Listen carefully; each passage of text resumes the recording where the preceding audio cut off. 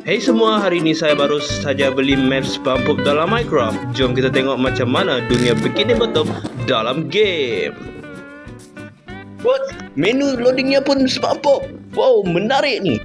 Sekarang kita sudah berada di mapnya dan jom kita explore ada apa di map sini. Yo, pelangi tu. Wow, dengan bintang-bintangnya. Apa guna pula ni? Ada lembu. Macam ni lembu di SpongeBob SquarePants. Menarik. Wow, hebat oi. Apa pula ni? Obo-obo gegasi. Ui, kat SpongeBob SquarePants pun ada obo-obo gegasi. Oi. Mata beratu. Uish.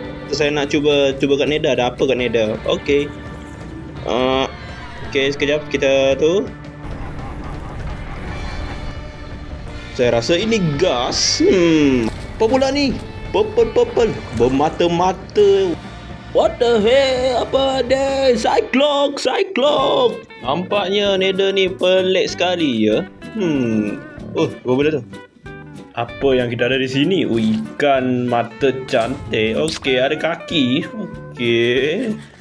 What? Apa pula ni? Oh, mungkin dia memerhatikan kita. Okey, kita sudah explore bahagian Nether. Sekarang kita nak explore bahagian the end. Nampaknya saya dengar menarik the end ni. Okey, jom. Okey, dah hidup. Okey, nice. Ush, cerah hijau. What? Dinner Dragon ni diganti dengan Flying Dutchman. What the hell? No. Tengoklah tu. Kapal terbang. Itu nak baru kapal yang terbang. Enderman pun bertukar jadi ikan. Okeylah, sampai di sini saja dengan map reviewnya.